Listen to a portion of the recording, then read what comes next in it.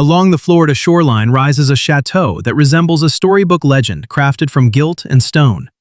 This is the shadowy history of the nation's most debated estate, Mar-a-Lago. Initially, it was the vision of a solitary heiress, Marjorie Merriweather Post. She constructed this edifice as her permanent seat, a grand hall where joy resonated even as the nation endured the Great Depression, global conflicts, and destitution. Inside, glass fixtures glittered with more intensity than the aspirations of the working class. Yet, this structure was never merely a stunning residence. Within its perimeter assembled figures possessing the influence to alter human events. It began with lavish banquets and the nuanced statecraft of the Cold War era. Later, the castle transferred to a future commander-in-chief, and the property transformed into not just a society for the affluent, but also an emblem of conflict, notoriety, and the fury of half the populace. In the very corridors where salutes to tranquility once rang out, individuals now debate classified files, litigation, and partisan skirmishes. How did a single gilded refuge evolve from a mythical sanctuary into a theater of shadowy bargains, ruined existences, and perilous mysteries? And what reality remains concealed behind its massive gates? If you appreciate thorough inquiries into Gilded Age design and the dynasties that erected them, please support this content. Your backing renders these in-depth narratives feasible. This is the tale of the outsider who possessed everything except acceptance. The structure emerges from the coast like an artifact displaced from a different era and a foreign land entirely. Boasting 128 chambers, including 58 sleeping quarters and 33 baths, with gilded overheads reflecting the dawn and marble tiling transported over the sea, this is Mar-a-Lago, meaning sea to lake. Spanning from the Atlantic to the intracoastal waterway, it occupies 17 acres of what was intended to be utopia. However, before it operated as a private circle, before it sheltered a president, and prior to the demonstrations, headlines, and federal inquiries, it was one woman's response to a query she could never truly evade. How does one purchase entry into a society that rejects them? This chronicle concerns that very mansion. It commences, as numerous American tales do, with immense riches and the peculiar manner in which capital can unlock almost any gate while leaving the most vital ones barred. Let us start with Marjorie Merriweather Post. Entering the world in 1887, Marjorie became the heir to the Postum cereal enterprise, eventually known as General Foods. Following her father's passing in 1914, she was 27. Instantly, she ranked among the richest females in the nation. The precise sum fluctuated with the economy. Yet by the early 1920s, her assets were appraised in the tens of millions, equating to billions in modern currency. Funds acquired numerous properties for her. Wealth procured yachts. Capital secured art assemblages that would ultimately populate museums. Her resources even assisted in locating 4 spouses, though notably, it could not retain any of them. Nevertheless, riches failed to obtain the solitary item she desired most: unquestioned admission into America's oldest, most elite social tiers. The dilemma was straightforward yet nearly insurmountable for her. Marjorie represented nouveau riche. Her assets derived from grain, from breakfast products marketed in cartons to average citizens. This was not wealth from railways or finance, nor the type accumulated over eras by lineages recorded in history texts. The heirs disregarded her. The Vanderbilt clan was courteous yet aloof. In Newport, at the most distinct gatherings, Marjorie consistently perceived an unseen barrier. She garnered invitations, certainly. She was far too affluent to be entirely excluded.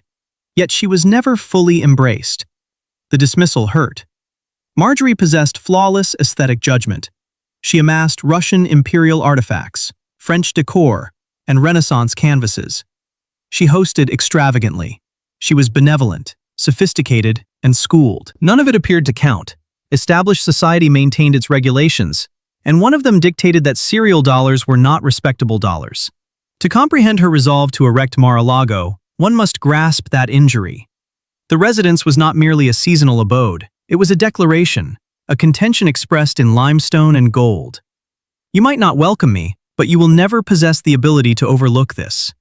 The site itself was a strategic selection. Palm Beach during the 1920s was already evolving into the winter recreation area for wealthy northerners. The weather was ideal, and the seashore was magnificent. But the imposing homes lining the island predominantly belonged to the very dynasties that made Marjorie feel like an interloper. Consequently, she determined she would construct something superior, something more stunning, making their villas appear almost humble by contrast. The resolve to authorize Mar-a-Lago occurred around 1924. Marjorie acquired the terrain, a slender span of the Palm Beach Barrier Isle, for roughly $1.5 million, an astronomical amount for that period. The parcel was distinct, reaching from the ocean on the east to Lake Worth on the west. She enlisted designers Marion Sims Wyeth and Joseph Urban.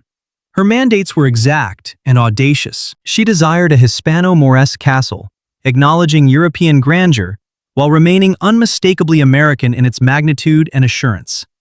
She requested imported ceramics, gold leaf on the ceilings, and a spire discernible from the sea. In summary, she wished to manufacture something no one could disregard. Breaking ground in 1925, the endeavor would span 4 years. This was the construction of a fantasy, paid for in masonry and toil. Between 1925 and 1929, the estate ascended gradually from the sandy soil. The process was not merely erecting a dwelling.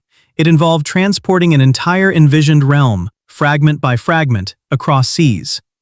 Her architects followed her concept, but that dream necessitated elements Florida lacked. The undertaking required 36,000 antique Spanish tiles, procured from manors and raised structures throughout Spain. Rock for the outer facade arrived from quarries that had provided material for Mediterranean castles centuries prior. Sculpted timber ceilings were ordered from artisans in Italy. The dining board, a singular colossal slab, was so weighty the floor beneath required reinforcement. The dimensions were phenomenal, even by Gilded Age norms. The primary residence alone encompassed 62,500 square feet. The turret, viewable for miles, climbed into the skyline like a signal or a dare. The original layout contained 75 rooms, a figure that would increase. Every facet mirrored Marjorie's specific notion of magnificence. Hand-painted ceramics in the lavatories, silk wall treatments in the sleeping quarters, and a gold and white dance hall spacious enough to accommodate hundreds. However, the estate was more than the shimmering court visible to observers. To comprehend its actual dimensions, one must recognize what existed underneath and behind it. An unseen municipality constructed to maintain the illusion. The residents demanded a legion to operate. Galleys sprawled underground, linked to the main structure by service passageways concealed from guests. Industrial-grade cold storage preserved provisions for lavish feasts. Laundries managed the ceaseless torrent of linens.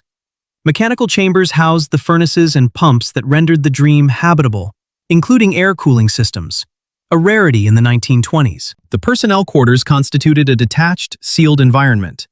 Scores of employees resided on the premises: chefs, chambermaids, landscapers, technicians, chauffeurs, and private clerks. During the peak season, the property engaged between 50 and 60 individuals, all essential to upholding the facade of effortless sophistication. This parallel universe was engineered to remain hidden. Utility stairwells permitted the help to navigate the dwelling without traversing the primary corridors. Culinary entrances turned away from the formal grounds. Marjorie desired excellence, but she wanted it to appear weightless, almost magical, never the outcome of arduous, observable exertion. The creation of the estate relied on hundreds of additional people long before the inaugural gala took place. Local workers, many being Black and Hispanic men toiling for pay that barely met essential needs, performed the most strenuous tasks. Expert artisans arrived from Europe and the northern states. Payroll documents imply the workforce crested at over 200 individuals during the most intense building stages. The environment was grueling. The heat and moisture made exterior labor draining. Sandstone grit saturated the atmosphere. The fragile placement of imported ceramics required exactness under duress because any procrastination meant budget excesses. Marjorie's supervisors rejected. Casualties were reportedly frequent, including falls from platforms, lacerations from rock and glass, and incidents of heat prostration. These laborers constructed something splendid, yet their names, with few exceptions, have vanished from the archives. The expense was astounding. Historians estimate the final tab between $7 and $10 million, well over $150 million in modern currency. That sum covered only the structure, excluding the furniture, the art Marjorie would eventually install, and the perpetual upkeep that would devour additional millions in subsequent decades. The chronology rendered the situation even more jarring. The project concluded in 1929, the identical year the financial exchange collapsed and the Great Depression commenced. While Marjorie hosted gatherings in her dance hall, food queues materialized in urban centers. While her team presented sophisticated meals on gold-rimmed porcelain, families elsewhere fought to secure simple nourishment. The disparity was severe and impossible to overlook. Although many in Palm Beach society attempted their best, Marjorie herself apparently never viewed this contradiction as an ethical issue. She genuinely believed her wealth generated employment, that her expenditures kept currency circulating, and that her support of artists served a broader benefit. Whether the men hewing stone in the sun concurred is something history does not note. The mansion debuted for its initial full season in early 1930. Marjorie greeted companions, associates, minor European royalty, and anyone whose attendance might elevate her standing. The festivities quickly became fabled. Bands performed in the ballroom, champagne poured despite prohibition. The rosters blended figures from cinema, governance, and finance. Yet the query that had propelled the entire venture still lingered. Had she finally produced something sufficient to obliterate the unseen boundary between herself and the established lineages, who even then quietly viewed her as an interloper? The response, sluggish and agonizing, would unveil itself in the approaching years. The winters at the estate adhered to a cadence as exact as a timepiece.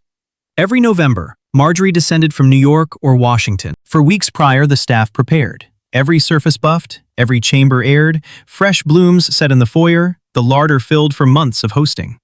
By the time her vehicle entered the gates, the house appeared to have been waiting, pristine, for her return. The winter term commenced. Guest lists were curated with precision. Envoys, tycoons whose assets rivaled hers, and performers whose fame added allure. When possible, she secured genuine aristocrats, counts and countesses, whose lineages spanned centuries, whose company she prized above all. Dinners were spectacles. 30 or 40 diners sat in the formal hall, the board extending beneath the sculpted overhead. 7 courses, occasionally more. Wines selected from vast cellars, crystal goblets refracting candlelight. Dialogue navigated carefully through safe subjects, voyages, culture, rumors, while avoiding anything too partisan or contentious. After the meal, guests migrated to the ballroom or salon for dancing or cards. Always there was the sensation of occupying a significant, exclusive space. But beneath this choreography ran the apparatus that enabled it. While guests feasted above, the subterranean kitchens operated with military rigor. Head chefs directed brigades of cooks. Dishes transitioned from prep stations to ranges to trays in tight sequences. The heat was unforgiving. Gas burners flared, ovens blazed, and pressure never abated. Kitchen personnel worked 12-hour shifts during major functions. Wages were modest, and the labor was hazardous. Burns were common. The agenda did not slacken. Errors were noted and rarely excused. Beyond the galleys, laundry facilities tackled piles of fabric. Every cloth and sheet required washing and pressing without a crease. The women managing this arrived before dawn and departed after dusk. Outdoors, groundskeepers maintained the 17 acres in flawless states, trimming grass and shaping hedges geometrically. The saline breeze corroded metal and masonry, necessitating constant restoration. The ocean eroded the seawall, a persistent threat. Mechanical systems demanded attention. Boilermen and electricians monitored gauges in roaring, windowless rooms to ensure the lights never faltered. The staff inhabited a separate realm, physically near but socially remote. Their accommodations were decent for the era, yet the divide was absolute. They utilized specific portals and staircases, learning to move as if transparent. Marjorie appeared to treat her employees with what she deemed benevolence, recalling names, inquiring about kin, providing bonuses. By the standards of 1930s employers, she was considered just. Yet, that justice still enforced a rigid caste system. It meant workers could not aspire to send their offspring to the schools Marjorie's grandchildren attended. It meant a ballroom where staff could polish floors but never dance. The contrast persisted, even if unspoken. Upstairs, guests in gowns sipped fizz. Downstairs, uniformed workers scrubbed grease. The mansion relied on this schism. The fantasy hinged on it. Visitors arrived to flee the mundane, stepping into a sphere where abundance felt natural. That illusion required unseen hands performing unseen tasks. On certain nights, after the house fell quiet, Marjorie would wander the darkened halls alone. The silence then was heavy. The question she built the estate to resolve remained. Was this sufficient? The magnificent walls offered no answer. As the late 1930s arrived, the world shifted. Europe drifted toward conflict. The carefully kept peace was crumbling. While Washington debated and families waited for news, the parties at the estate continued, Marjorie maintaining her winter seasons with stubborn consistency. The roster of visitors underwent a subtle transformation. There were fewer European guests and a higher concentration of American captains of industry and military commanders. Yet the ceremonies remained immutable. Banquets commenced at 8, with waltzes continuing until midnight. There was a silent presumption that this sphere, this specific configuration of riches and immunity, would endure indefinitely. The mirage was potent, partially because Marjorie herself trusted in it, or perhaps chose to. She had erected something she deemed everlasting, a legacy capable of surviving passing trends and crises. Mar-a-Lago consisted of masonry, sculpture, and craftsmanship. To her mind, these elements were the things that persisted. These were the aspects that held value. However, durability, as it happened, was far more intricate than mere engineering. When the United States joined the Second World War in December 1941, the atmosphere altered completely. Palm Beach, resembling the rest of the nation, mobilized for conflict. Young men from the families of the staff enlisted or were conscripted. Rationing affected even the most majestic households. Sugar, butter, and fuel were suddenly scarce. The Coast Guard initiated patrols along the Florida shoreline, scanning for German U-boats, reportedly maneuvering in Atlantic waters uncomfortably near the coast. Mar-a-Lago itself was proposed to the government as a potential facility for military utilization. The proposition was refused. The residence was too distinct, too difficult to fortify, and too impractical for actual tactical operations. Nevertheless, Marjorie dedicated herself to the war effort with authentic vigor. She financed medical provisions. She organized galas to market war bonds. She converted portions of her other properties into convalescent spaces for injured troops. The war era revealed something unforeseen about the estate, its fragility. The limestone facades and gilded overheads that appeared so robust were, in truth, delicate, relying on ceaseless preservation that wartime circumstances rendered arduous. Labor shortages meant certain chambers remained unscrubbed and dormant. The saline breeze, no longer combated with the same ferocity, commenced corroding the metal and masonry. Intricate mechanical networks required components that were now unobtainable, redirected to defense manufacturing. For the first time since its finalization, Mar-a-Lago began to display its years. Marjorie was aging as well. By 1945, she had reached 58. Her third union to Joseph Davies, the former envoy to the Soviet Union, was tense. Her daughter, Nadania, was constructing an independent existence, displaying little fascination with the social universe Marjorie had fought so largely to penetrate. Her other offspring were similarly remote, engrossed in their own trajectories and worries. The query that had dogged Marjorie for decades began to mutate. It was no longer, will they accept me, but rather, who will desire this when I am gone? The solution was not apparent. Mar-a-Lago was stunning, but splendor came with a cost. The annual upkeep alone amounted to hundreds of thousands of dollars. Real estate levies were significant. Staff wages were burdensome. Heating, power, water, restoration. The mansion devoured capital at a velocity that stressed even Marjorie's resources. Furthermore, the society it was constructed to dazzle was evolving. The established dynasties, the ancient gatekeepers, were gradually losing their clutch on American high society. New wealth was becoming admissible. Not breakfast cereal capital, but cinema wealth, petroleum wealth, and eventually technology wealth. The regulations were drifting, but they were shifting too late for Marjorie, and in manners that left her own standing unsure. More disturbing still was this reality. Her children rejected it. The estate embodied Marjorie's fantasy, Marjorie's solution to Marjorie's specific injury. Her offspring possessed their own aspirations, their own scars, their own remedies. None wished to inherit the weight of a citadel demanding ceaseless attention, ceaseless expenditure, and ceaseless emotional and fiscal exertion. Marjorie gradually began to contemplate what followed. What occurs to a residence like this when its architect is no longer present to force it into relevance? Could it feasibly transfer to private ownership? Should it be gifted, safeguarded as some type of landmark? Or was it simply too exorbitant, too functional, and too tethered to one woman's moment in time to survive her unmodified? There were no easy resolutions, so Marjorie did what she often did when confronting dilemmas that appeared insurmountable. She proceeded as if everything were optimal. The winter seasons recommenced after the hostilities ended. The festivities returned. The invitation lists were curated with the identical precision. The employees continued their unseen toil, but something essential had rearranged itself. The eternity she believed she had poured into rock and marble revealed itself as fleeting. Ultimately, Mar-a-Lago would survive her. Undeniably, the structure was too substantial to simply disappear. Yet what it would evolve into, who would possess it, and whether any remnant of her initial dream would persist, all of that was suddenly in question. The mansion rested on its slender span of terrain, exquisite and expensive and increasingly out of rhythm with the era, awaiting a destiny its architect could no longer clearly visualize. 5.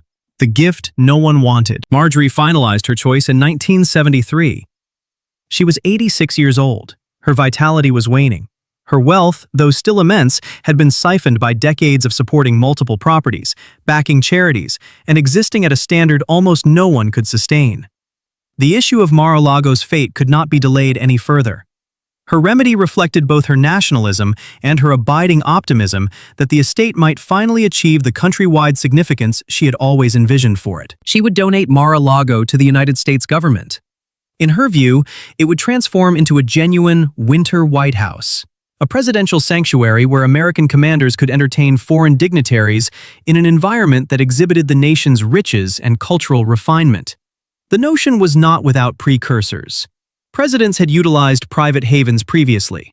Franklin Roosevelt possessed Warm Springs. Harry Truman retreated to Key West. Thus, the concept of an official winter residence in Florida appeared to Marjorie both rational and benevolent. She drafted the testament. The stipulations were explicit.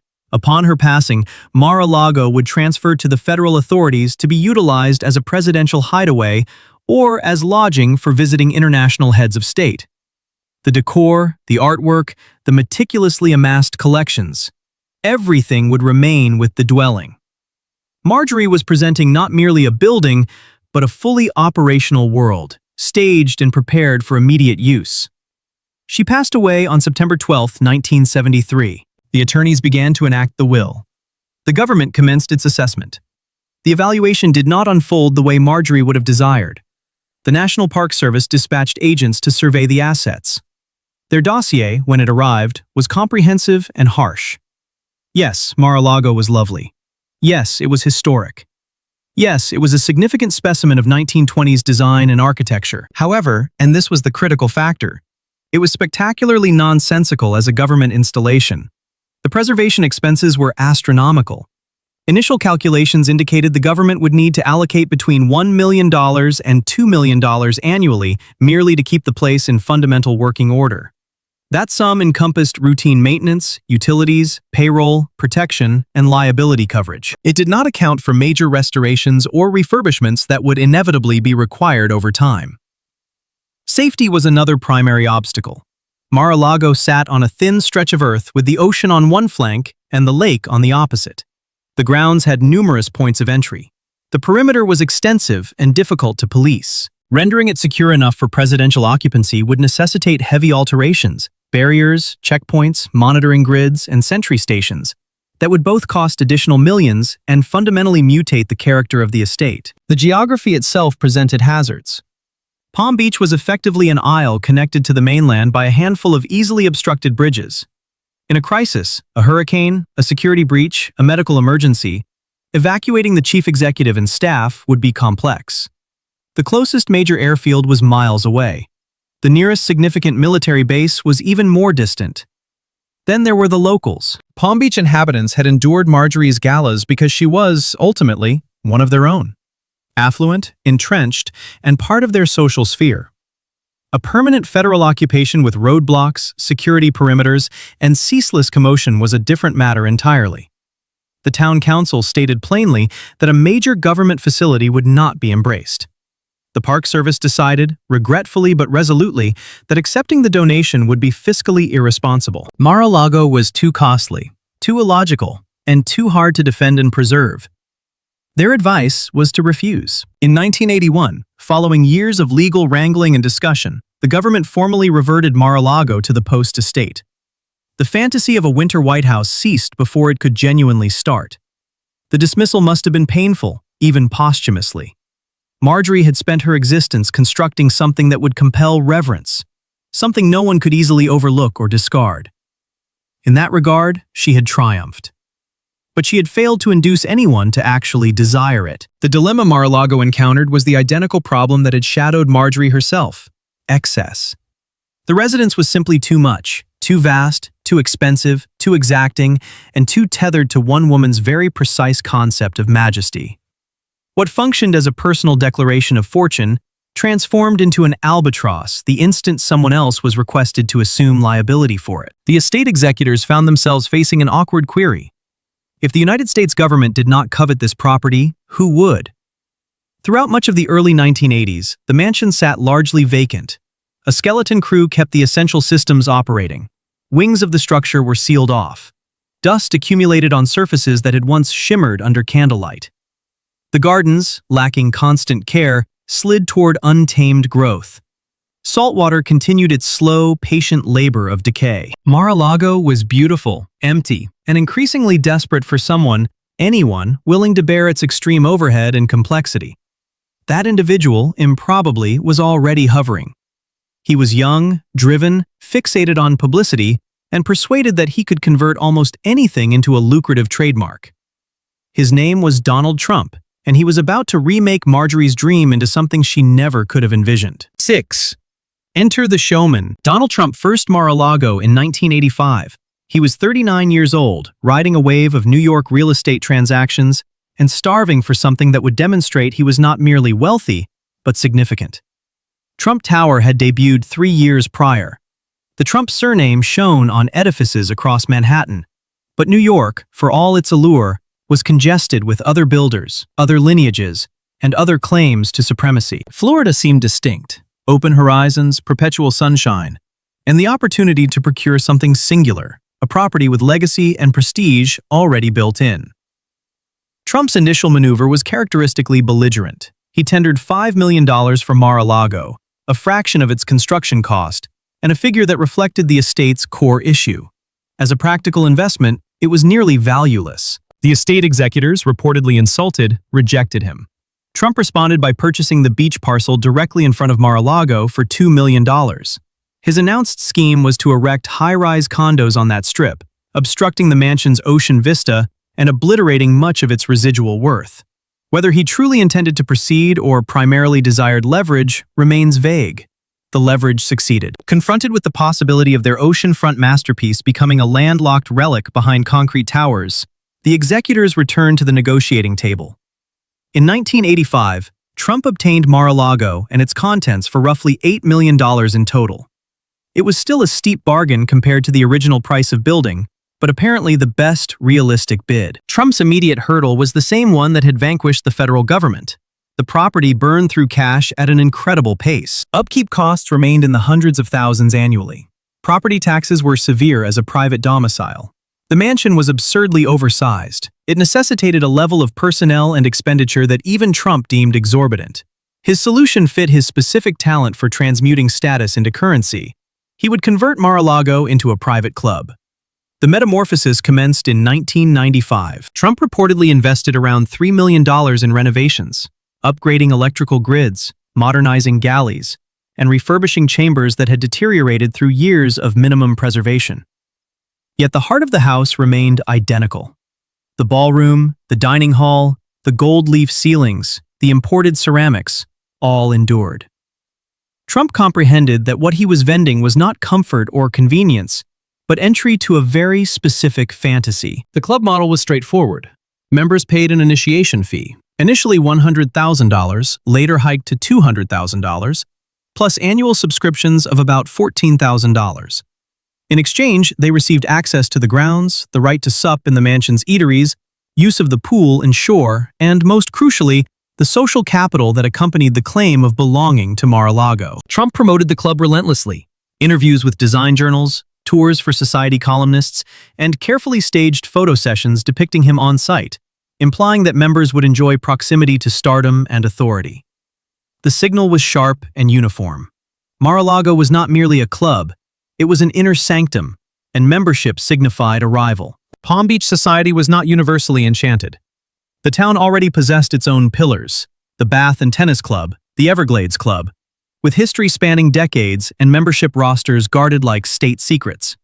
Those organizations had rejected Trump's own petitions in the past, reportedly due to his flamboyant persona and his links to casino gambling. Trump's countermove was to brand Mar-a-Lago as deliberately distinct, while the established circles maintained policies that excluded Jews and African Americans, practices that were increasingly controversial but still existent. Trump made Mar-a-Lago explicitly open to members regardless of faith or race. Whether this stemmed from ethics, strategy, or a blend of both remains debated. Whatever the incentive, the tactic succeeded. Within a few years, Mar-a-Lago boasted several hundred members. The initiation fees alone generated tens of millions of dollars. The annual dues created a reliable revenue stream. Trump had resolved Mar-a-Lago's fundamental dilemma. He had discovered a method to make others pay to sustain Marjorie's dream. Yet the club was never solely a business. From the onset, Trump utilized Mar-a-Lago as a platform for his own aspirations. He hosted lavish galas engineered to spawn headlines.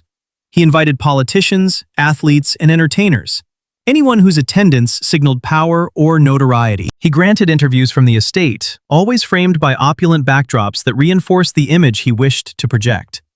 Mar-a-Lago was becoming what Marjorie had perhaps always envisioned, a location where momentous things occurred, where significant people convened, and where decisions that mattered were reached. The open question was whether those events, those people, and those decisions would ultimately honor the mansion or distort it into something darker than Marjorie could ever have pictured. The answer was approaching, but it would require another decade and an election that shocked the globe. 7. The Winter White House reconsidered. The election of 2016 altered everything. When Donald Trump secured the presidency in November, defeating Hillary Clinton in an outcome that stunned both analysts and commentators, Mar-a-Lago's status shifted overnight. The property that the federal government had once discarded as too illogical, too costly, and too problematic for presidential use was about to become exactly that. Not officially, but practically. Trump made his aims clear immediately. He would spend significant time at Mar-a-Lago during his term. He would entertain foreign leaders there. He would conduct government affairs from the estate. The Winter White House that Marjorie had imagined in her testament was finally being realized, though in a manner she never could have foreseen. The transformation brought complications almost instantly. Security requirements exploded. The Secret Service descended on Palm Beach, turning what had been a luxurious resort into something much closer to a fortified compound. Checkpoints emerged on neighboring streets. Coast Guard vessels patrolled the offshore waves. Airspace above the grounds became restricted. Agents screened everyone entering, including club members who had paid hundreds of thousands for the illusion of effortless, privileged access. The costs were staggering. However, in contrast to Marjorie's initial proposal to the state, these financial burdens did not fall upon Trump. The American public underwrote the expense of fortifying the estate, shielding the commander-in-chief, and handling the complexities of operating segments of the U.S. government from a private society. Although estimates fluctuated, reports indicated that every presidential stay incurred millions in protection and logistical outlays. Locals in Palm Beach who had previously endured the club with ambivalence now confronted a reality far more intrusive than they had anticipated. Thoroughfares were barricaded whenever the president was present. Congestion gridlocked around security screens. The tranquil, meticulously guarded exclusivity of the island was repeatedly fractured by convoys, choppers, and the ceaseless drone of the executive branch's machinery. Litigation ensued. Neighbors filed suits regarding the clamor, the traffic, and what they claimed were diminishing real estate values. The town council convened heated sessions regarding Trump's legal domicile. The deed to Mar-a-Lago reportedly contained a stipulation restricting it to club utilization rather than permanent habitation, a limitation Trump was now openly contesting. These disputes played out in municipal hearings and national broadcasts, transforming the property from a glittering setting into a perpetual juridical and partisan combat zone. Yet the most significant shift was not logistical, but emblematic. Mar-a-Lago became a shorthand for every fissure dividing America during the Trump era. To his adherents, the villa personified triumph and accomplishment. Trump had acquired a distressed asset no one else desired and rendered it lucrative. He had ascended to the presidency while retaining an empire of edifices.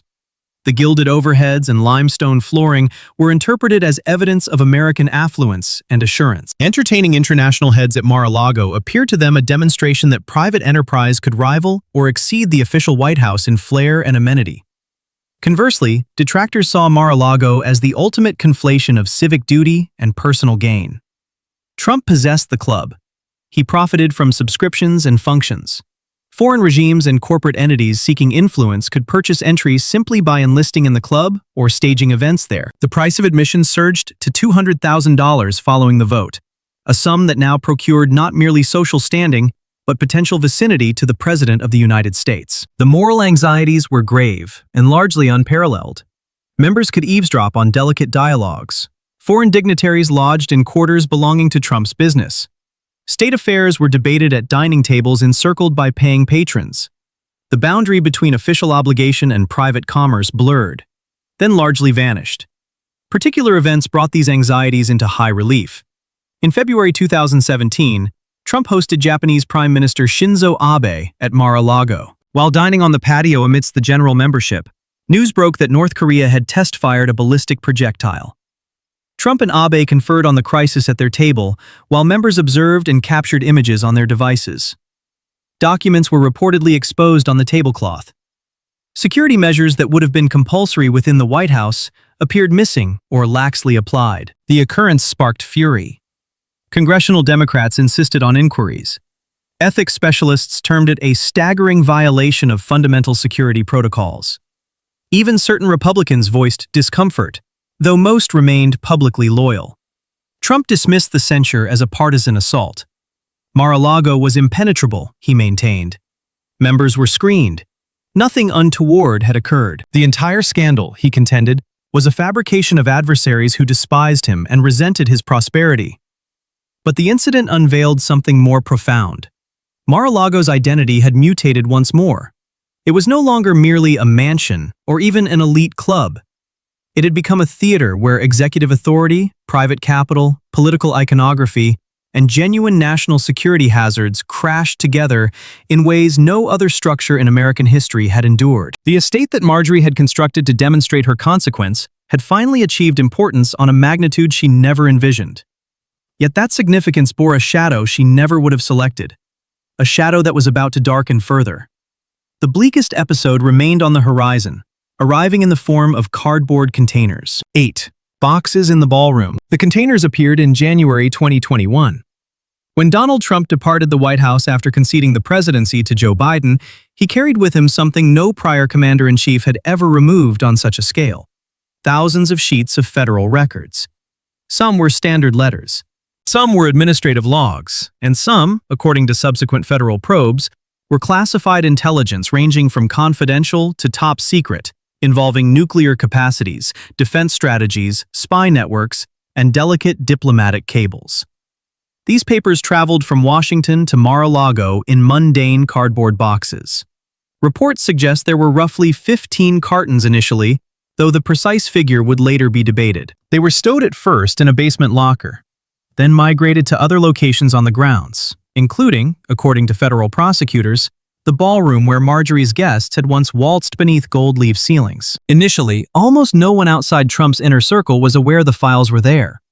However, by early 2022, the National Archives, the agency charged with conserving presidential history, realized significant material was absent. Officials demanded its restitution. Trump's agents negotiated. Certain records were shipped back in January 2022, but archives personnel immediately spotted classified stamps on items that should never have exited secure government zones. The Justice Department commenced a criminal inquiry. Subpoenas followed. Trump's counsel scoured Mar-a-Lago and informed the government that all restricted materials had now been surrendered. In June 2022, they supplied a sworn attestation stating exactly that. The attestation was untrue. Federal detectives possessed evidence that classified files remained at Mar-a-Lago. On the 8th of August 2022, the FBI carried out a warrant at the premises. The search itself was unprecedented.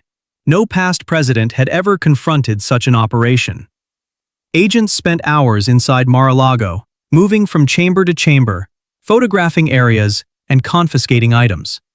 When they concluded, they had retrieved more than 100 additional classified documents, some designated at the highest tiers of secrecy. Images later unveiled in court dossiers displayed the extent of the issue. Files were strewn across the floor of what seemed to be a storage zone, classification markers clearly discernible. Top secret/SCI, sensitive compartmented information. Documents that, if revealed to foreign intelligence agencies, could allegedly undermine American missions and endanger lives. All of this had been housed inside a structure that welcomed hundreds of club members, event personnel, repair crews, and visitors. A building utilized for nuptials and corporate festivities. A building on an easily reachable barrier island linked to the mainland by public streets and a bridge. Trump responded instantly with rage. He branded the operation a siege, an assault, a misuse of authority. He alleged the FBI had planted proofs. He insisted the files were declassified, even though no formal evidence of such orders surfaced. He argued that as president, he possessed absolute power to take whatever he desired. His base closed ranks. To them, the search served as confirmation of a deep state plot. Demonstrators assembled outside Mar-a-Lago's portals. Conservative media assailed the FBI's incentives and methods. Republican politicians condemned the Justice Department and framed the probe as purely partisan. Critics perceived a starkly different reality. A former president who had removed classified intelligence, resisted returning it, permitted his lawyers to issue false declarations, and stockpiled sensitive data in a social club where daily protection was managed by private staff trained in hospitality, not counterintelligence. Federal prosecutors convened a grand jury. In June 2023, Trump was indicted on 37 charges connected to the mishandling of classified records and obstruction of justice. Additional counts were appended later. The docket was assigned to Judge Eileen Cannon in the Southern District of Florida. The trial was scheduled, then postponed. Legal motions accumulated. Trump's defense team attacked the warrant, the accusations, and the special counsel's legitimacy, attacking almost every structural component of the prosecution. The case became one more front in the broader political war surrounding Trump, with each side convinced of its own virtue and the opposition's corruption. Yet beneath the politics and the spin, one simple physical fact persisted. Classified documents had been stowed in a mansion built for parties. The ballroom at the heart of the scandal had witnessed nearly a century of Mar-a-Lago's metamorphoses. It had hosted Marjorie's meticulously choreographed dinners. It had seen Trump's club galas. It had welcomed diplomats during the presidency. Now, in legal filings and news reports, it was depicted as either a crime scene or the focal point of a witch hunt, depending entirely on the speaker. The estate that had always been about facades, about projecting influence and consequence, now sat at the core of inquiries into whether that power had been misused, and whether those facades had concealed something genuinely perilous. Mar-a-Lago had finally attained maximum visibility and weight. The lingering questions were what that prominence would cost and who would ultimately foot the bill. Those answers remained unresolved, suspended in legal arguments and political conflict, while the mansion persisted in its strange, overlapping roles: social club, political emblem, active crime scene, and monument to American excess in all its complex forms. 9. After the sirens, who pays for dreams? The legal proceedings dragged on, but life at Mar-a-Lago proceeded. Weddings were still reserved in the ballroom. Club members still supped on the terrace overlooking the surf. Event staff still positioned blooms and buffed silverware. The apparatus that had sustained the chateau since Marjorie's era, the invisible toil, the careful upkeep, the constant attention to minutiae, continued regardless of headlines or probes. This persistence raised a more difficult query. What occurs to a place when its symbolism overpowers its reality? When the narratives spun about it, competing, contradictory, politically charged, begin to matter more than the physical space itself. Mar-a-Lago had become all of these things simultaneously: a functioning social club, a former president's abode, a site of federal investigation, and a token brandished by both political tribes to validate opposing arguments. And yet, it was also still a structure requiring daily care from people whose names almost never surfaced in any of those tales. The staff who maintained Mar-a-Lago in 2023 stood in a lineage stretching back to the 1920s. Housekeepers sanitized the same chambers their predecessors had cleaned. Groundskeepers tended descendants of the same palms. Kitchen crews prepared dishes in spaces that had been modernized over decades, but retained the same basic function: feeding wealthy individuals who came to be seen in a place they believed mattered. Those workers experienced Mar-a-Lago's controversies very differently from club members or television pundits. To them, the estate was primarily a source of income rather than an icon. Legal jeopardy meant the risk of layoffs. Protests and counter-protests meant navigating mobs and checkpoints just to arrive at a shift. Media scrutiny meant reporters occasionally accosting them for quotes they were contractually forbidden to offer. Their relationship to the property was fundamentally distinct from everyone else's. Club members paid for proximity to prestige. Politicians utilized the venue to signal alliances. Trump owned it as both home and asset. The workers needed it to keep operating so they could earn wages that, while reportedly superior to many service jobs in Palm Beach, still appeared diminutive compared to the fortunes displayed around them.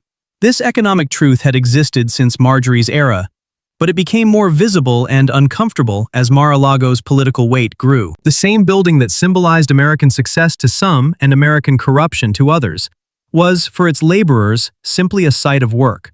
Hard, often unseen exertion that made every party, every summit, and every photo opportunity feasible. The historical echo was hard to miss.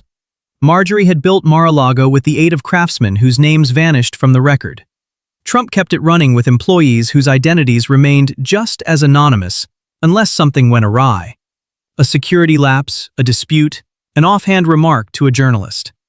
The mansion consumed their time and effort while directing attention upward toward owners, guests, and the dramas playing out in the decorated rooms. Beyond the immediate staff, the mansion's impact rippled outward in ways difficult to quantify. Palm Beach residents dealt with traffic closures and security delays.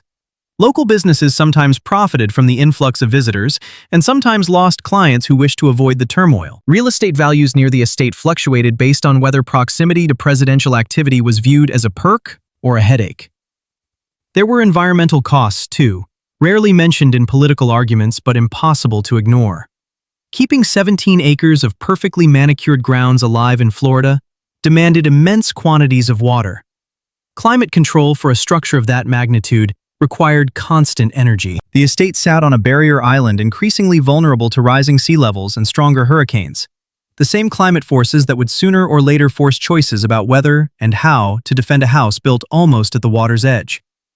All of these concrete realities existed beneath and alongside the symbolism. Mar-a-Lago was at once a monument to excess and a workplace, a political weapon and a fragile building on eroding land, a lightning rod for national arguments, and a place where people simply tried to finish their shifts and get home. To understand the mansion's full story, one had to hold all of these perspectives together, not selecting one true narrative, but accepting that Mar-a-Lago contained many, that its meaning was fractured, and that different people lived inside that meaning in radically different ways. Marjorie had built Mar-a-Lago to answer a personal question about belonging and significance. The building had achieved a level of significance far beyond anything she imagined. But the question of belonging, who belonged there, who was kept out, who gained, and who quietly paid, remained as tangled and unresolved as ever. The mansion stood on its narrow strip of land, still beautiful despite the scandal, still expensive, still argued over, still demanding constant labor from people who would never own it, and constant commentary from people who would never set foot inside. The ocean continued its patient assault on the seawall. Tourists kept snapping photos from public beaches. Protesters and supporters repeated their rituals outside the gates. And inside, the daily work continued. Floors mopped, meals prepared, light fixtures dusted, gardens trimmed. The dream Marjorie built had survived. But survival was not the same thing as victory. The question now was whether anyone, owners, guests, critics, or citizens watching from afar, would learn anything from Mar-a-Lago's long, strange journey from private fantasy to national flashpoint. Part 10. The mansion as mirror. The teachings were present. Whether any individual elected to perceive them was a separate matter altogether. The nearly 100-year saga of Mar-a-Lago mirrored the paradoxes of the United States with uncomfortable clarity.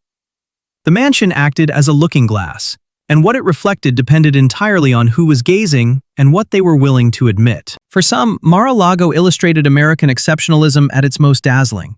A determined woman with funds and ambition built something extraordinary. An entrepreneur rescued it from decay and converted it into a profitable venture. A president used it as a backdrop to project American power and confidence to visiting leaders.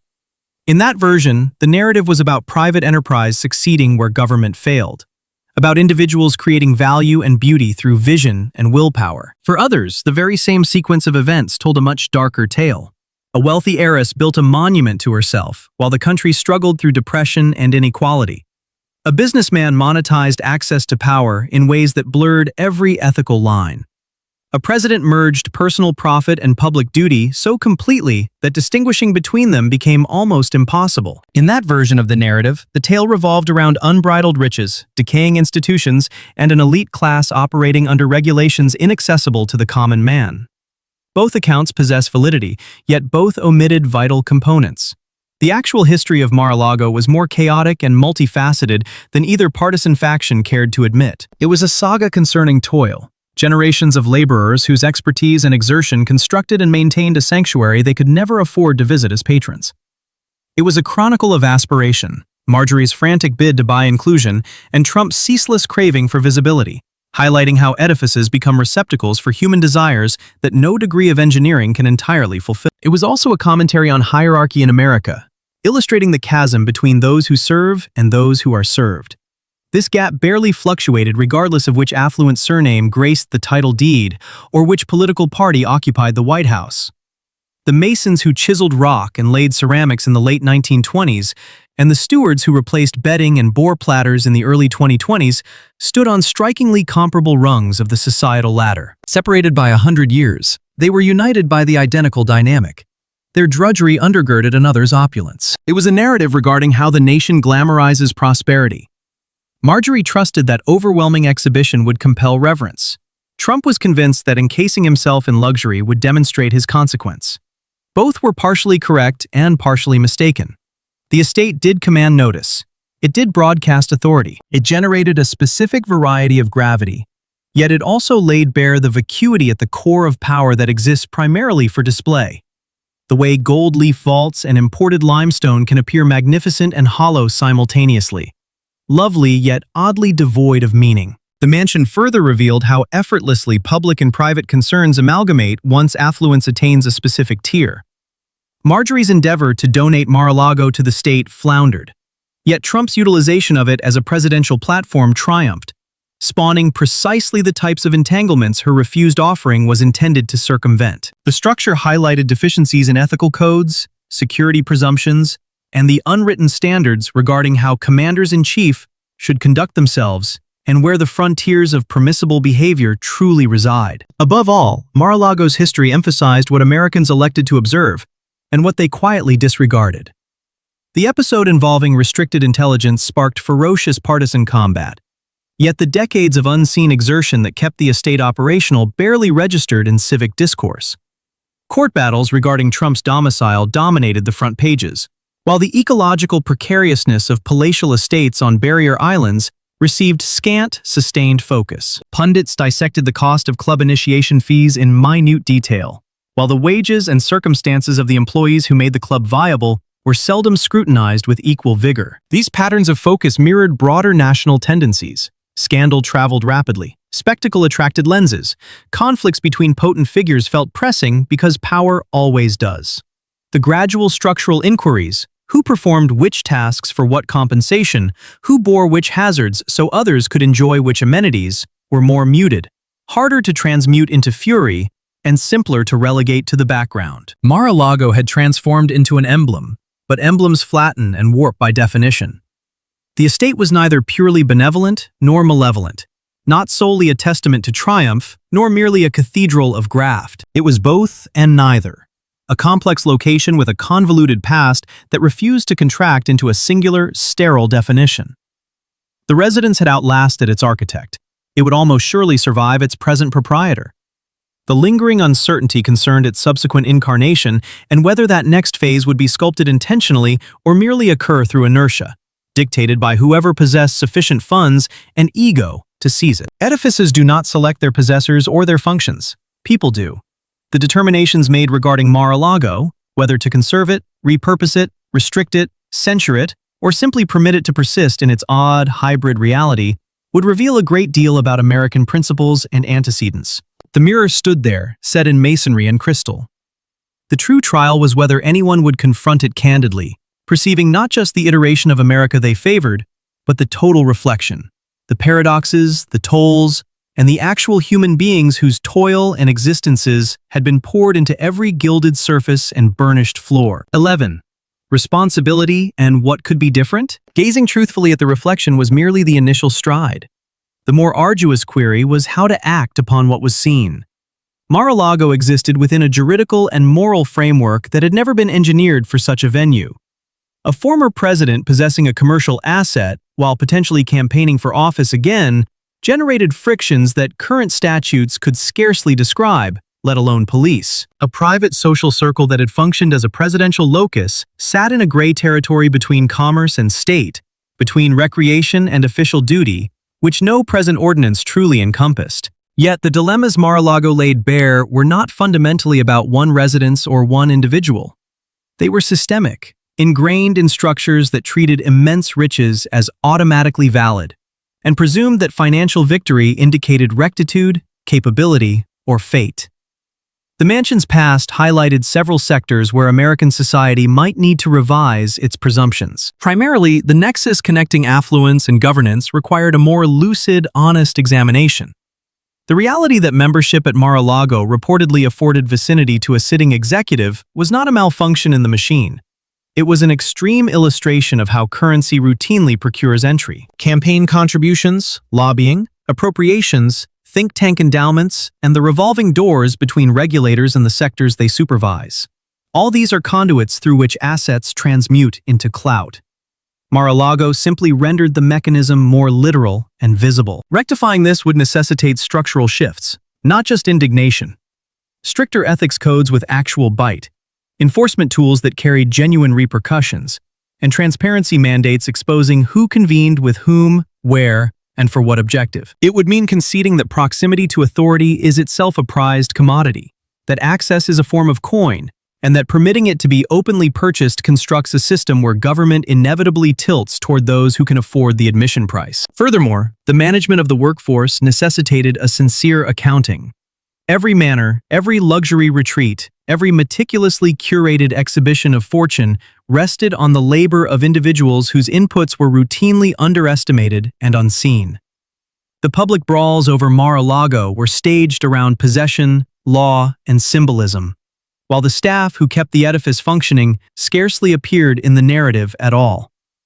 That invisibility was part of the blueprint. It bolstered the soothing fantasy that wealth generates itself, that opulence springs naturally from aptitude and exertion rather than from the organized extraction of value from other people's time and bodies. Bringing the workers into the frame, knowing their identities, comprehending their rosters and safeguards, ensuring they received equitable compensation and fundamental dignity, would require admitting awkward truths about how American comfort is actually manufactured and who bears the burden. Thirdly, the conservation and utility of heritage sites required rethinking.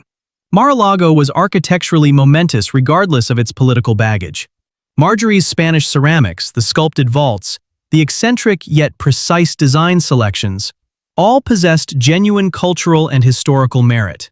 However, that worth was locked behind initiation dues and security barriers, obtainable mostly by those capable of writing immense checks.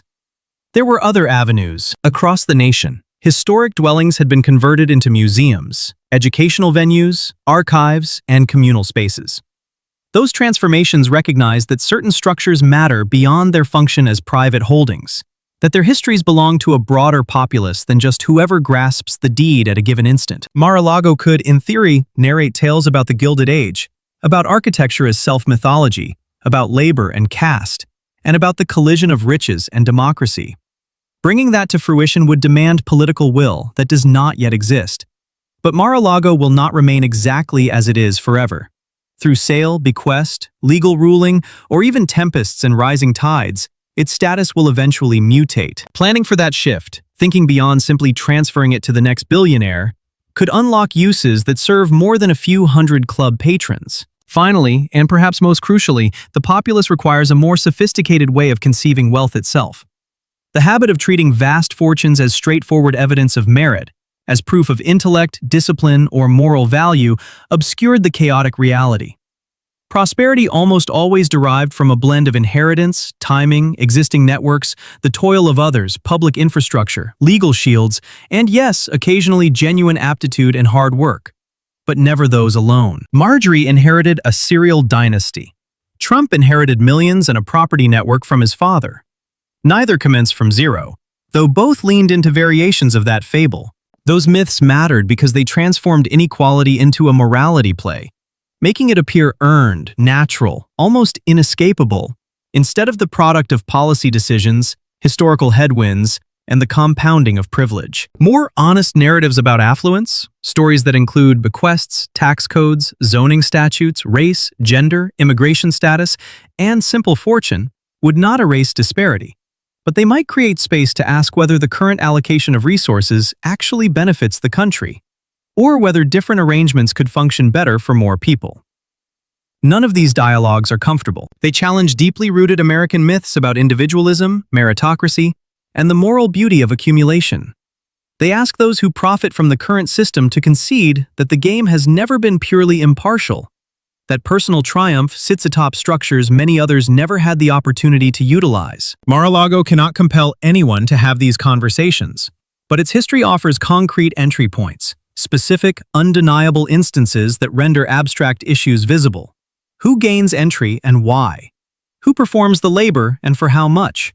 How do public authority and private capital intertwine within a single set of walls? The open question is whether Americans will utilize those entry points or continue fighting over symbols while leaving the underlying structures, the ones Mar-a-Lago has exposed so clearly, exactly as they are. 12. Waves on the same wall. The structures would survive the arguments just as the mansion had survived its builders. Dawn arrived at Mar-a-Lago just as it had for nearly a century. Light spread over the Atlantic, touching the swells first, then the grit, then the seawall that severed ocean from estate. The same barrier laborers had poured and stacked in the 1920s, repaired after gales, patched and reinforced repeatedly, yet never changed in its basic objective, holding back water that would otherwise reclaim the terrain. The ocean was patient. It could wait. Inside the residence, daily rhythms commenced once more. Sentry guards swapped shifts. Culinary teams arrived to prep breakfast. Maintenance crews inspected systems that required constant vigilance. The building demanded care, as it always had, as it always would. That continuity was perhaps the clearest truth about Mar-a-Lago. Beneath the controversies and iconography, beneath the partisan brawls and court dossiers, it remained a physical entity that endured only through physical exertion. Headlines drifted. Proprietors would sooner or later rotate. The significance attached to the locale rose and fell with cultural tides. But the task of keeping it standing persisted, performed by individuals whose names would never appear in history texts, whose viewpoints would not sculpt the narratives, and whose daily strain made every other story feasible. Those workers comprehended something observers often overlooked.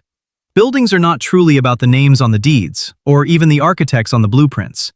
Buildings are about the ongoing negotiation between human effort and physical reality. Stone crumbles, paint flakes, wiring malfunctions. Gardens choke with weeds if no one tends them. The mansion's survival depended not on grand visions or dramatic moments, but on quiet, repetitive chores, noticing what was beginning to fracture and fixing it day after day, year after year, decade after decade. Marjorie understood this, at least in part. She hired staff, funded upkeep, and paid for restoration, but she viewed those things as a means to an end, the toll for keeping her fantasy intact. She did not fully grasp, or did not wish to grasp, that the work was the substance and the dream was the reflection. The building's reality was the labor that sustained it. Everything else was projection cast onto that surface. Trump understood it differently, but not more profoundly. He treated the mansion as an asset, a brand, a stage set. He knew it required maintenance, but framed that as overhead, a cost to be minimized, never as the central activity that gave the place real meaning. His relationship to Mar-a-Lago was extractive. What could it do for him? How could it amplify his persona? What value could he draw out before he moved on? Neither view honored what the building actually was, a long, ongoing collaboration between the people who imagined it, the people who built it, the people who kept it running, and the natural forces, wind, water, sun, salt, that constantly tested how long human effort could hold the line. The ocean kept pushing at the seawall. Climate change was accelerating erosion along Florida's coasts. Sea levels were rising in measurable, documented inches. Tempests were growing more potent. Within decades, possibly within years, Mar-a-Lago could face a genuine existential threat, not from politics or litigation, but from physics.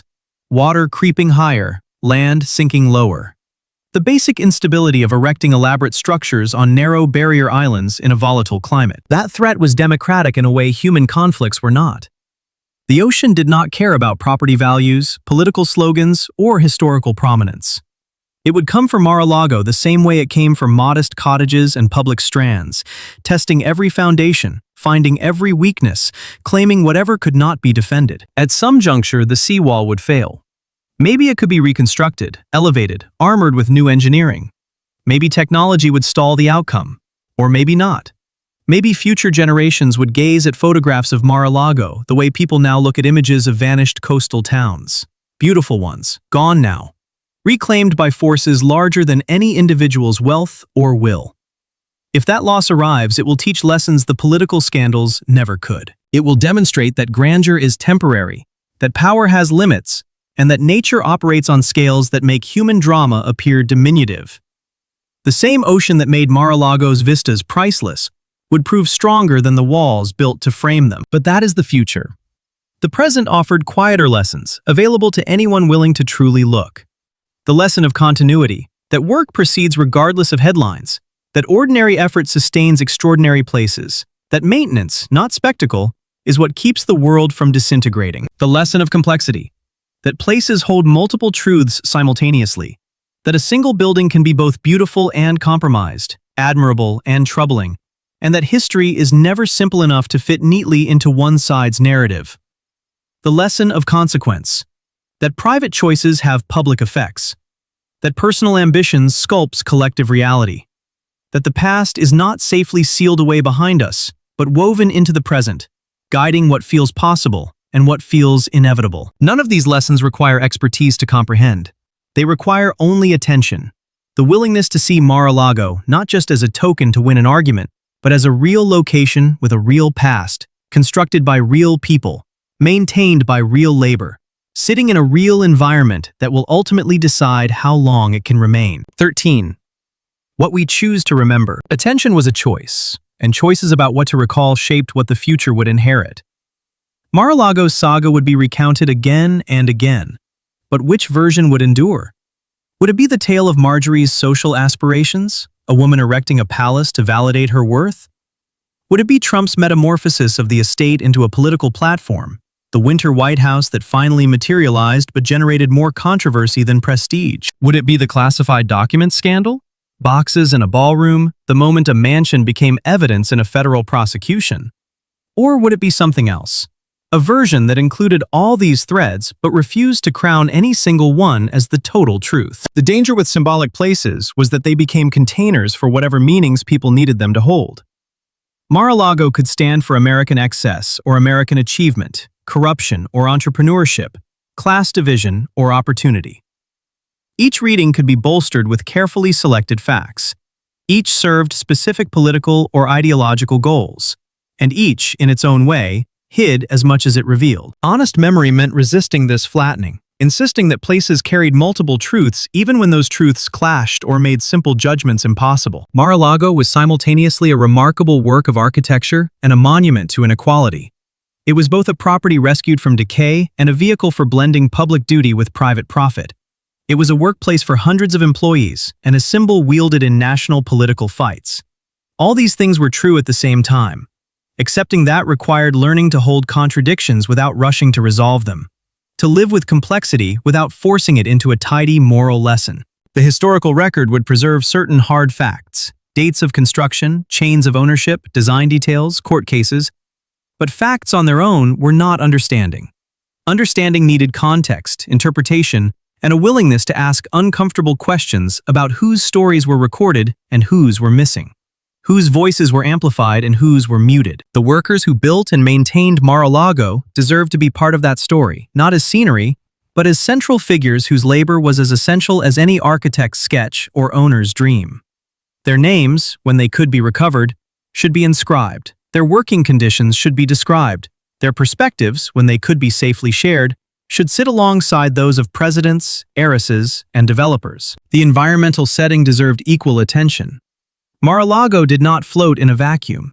It sat on a barrier island dependent on fragile ecosystems and exposed to rising seas and stronger storms.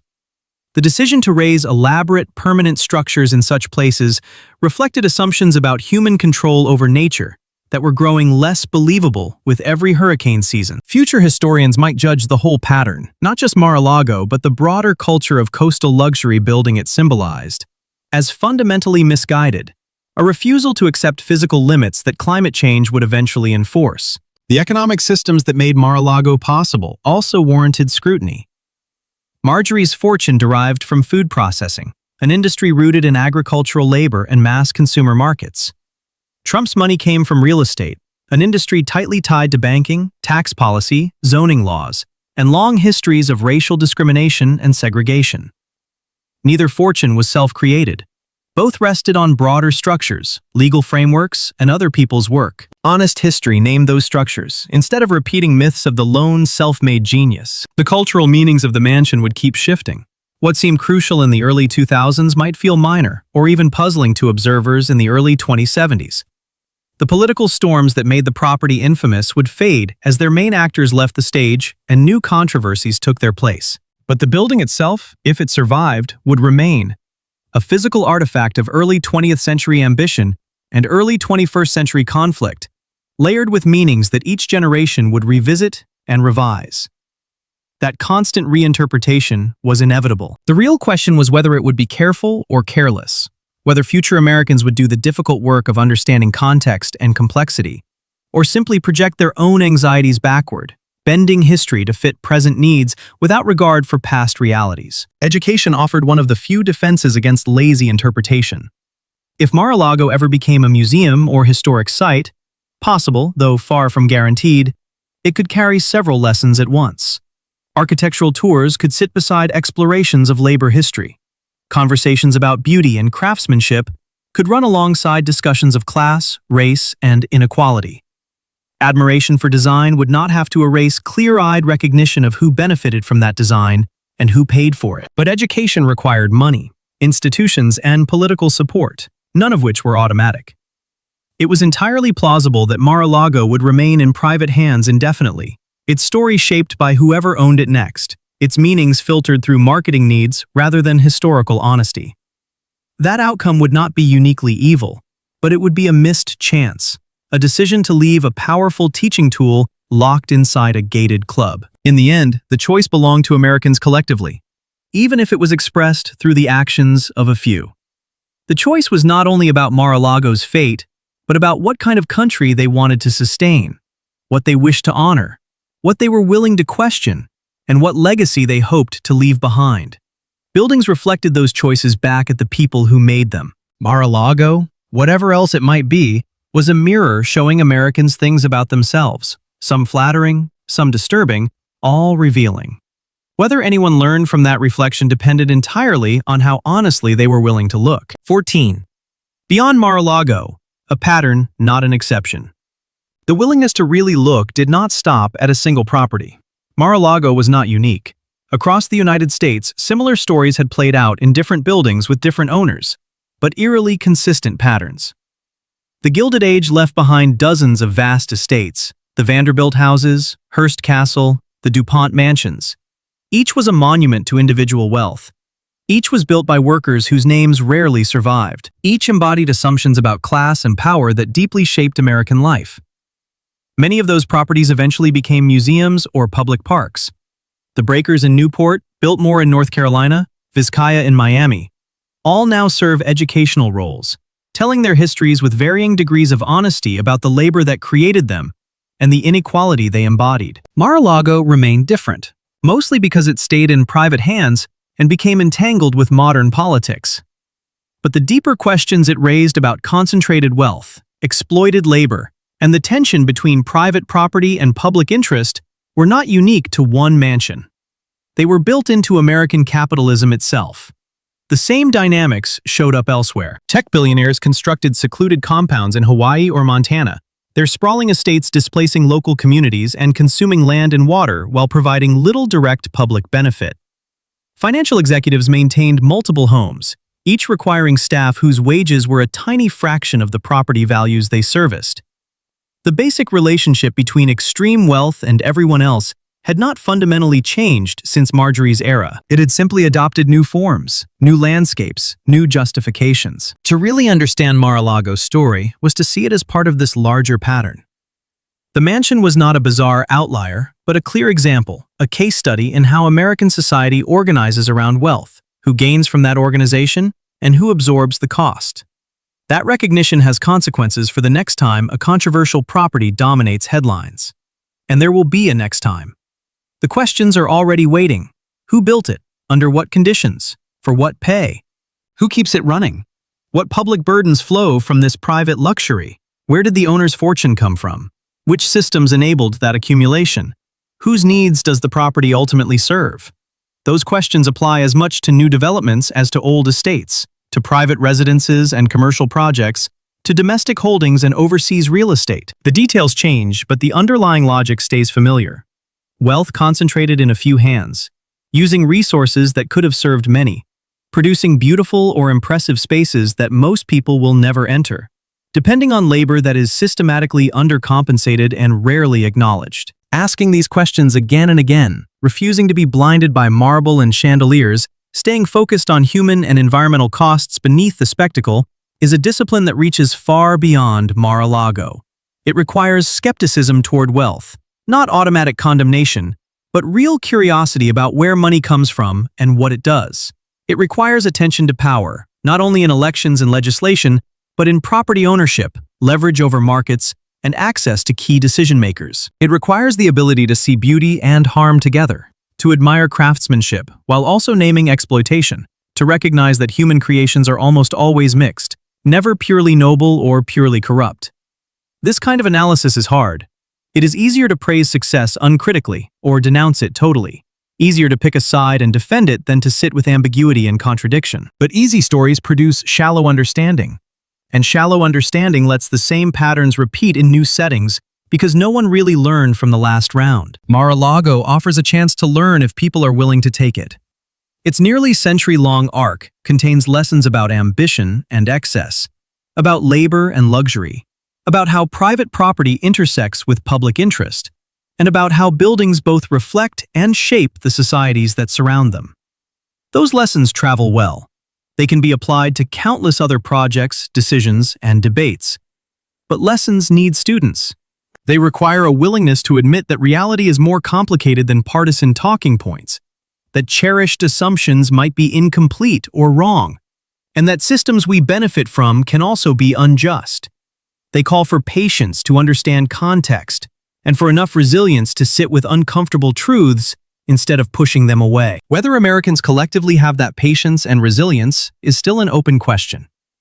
The shouting matches around Mar-a-Lago suggest otherwise, that partisan loyalty and team identity often drown out nuance, that many people prefer tidy narratives to messy realities, and that the mansion is more often used as a weapon in arguments than examined as an object of serious study. But public conversation is not destiny. Individual choices still matter. Every person who encounters Mar-a-Lago's story, through news reports, documentaries, books, or a glimpse from a distance in Palm Beach, makes decisions about what to notice, what to question, and what to care about. Those small decisions, multiplied across thousands or millions of people, gradually shape how a society understands itself and what it decides to change or preserve. The mansion cannot force those decisions. It can only sit where it has always sat, its story visible to anyone who cares to trace it.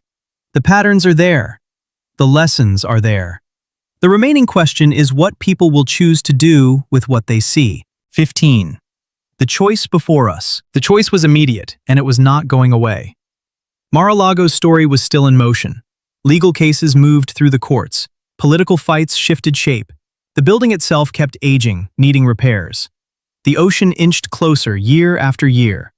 Whatever came next would grow out of decisions being made right now, in courtrooms and congressional hearing rooms, in editorial offices and comment sections, in talks between neighbors and arguments around kitchen tables. Those decisions would quietly reveal what Americans actually valued. Did they care more about transparency or about privacy? About accountability or deference to wealth? About the public interest or absolute property rights? None of these choices were simple. Reasonable people disagreed, but the questions mattered because they forced into the open priorities that usually went unspoken. The mansion also posed a smaller, more personal question to anyone who ran into its story. What kind of relationship did you want to have with wealth and power? Did you want to cheer it on without hesitation? Dream of joining it? Defend it as proof of what hard work can achieve? Did you want to reject it outright? See only exploitation and excess? Flatten everything into villains and victims? Or did you want something harder? To see clearly, to admit both achievement and harm, to hold several truths in your head at once without collapsing them into a single, easy verdict? That last posture was the most demanding and the most honest. It required effort and a bit of humility. It traded comforting certainty for actual understanding, neat conclusions for better questions, quick outrage for longer engagement. Mar-a-Lago warranted that kind of attention, not because the building itself was somehow sacred or because its story was uniquely dramatic, but because it was right there in front of everyone. A concrete example that made big, abstract issues visible. A piece of real estate where multiple strands of American life, class, race, politics, labor, environment, media, crossed in one tightly packed space. The mansion still stood on its 17 acres, holding nearly a century of accumulated history, waiting for Americans to decide what they wanted it to mean. That decision would ultimately say less about the house than about the people looking at it, what they noticed, what they brushed aside, which lessons they chose to take seriously, and which they chose to ignore. The waves kept hitting the seawall. The structure held for now, and time moved forward, patient and relentless, giving everyone fewer excuses for pretending the choice was not theirs to make.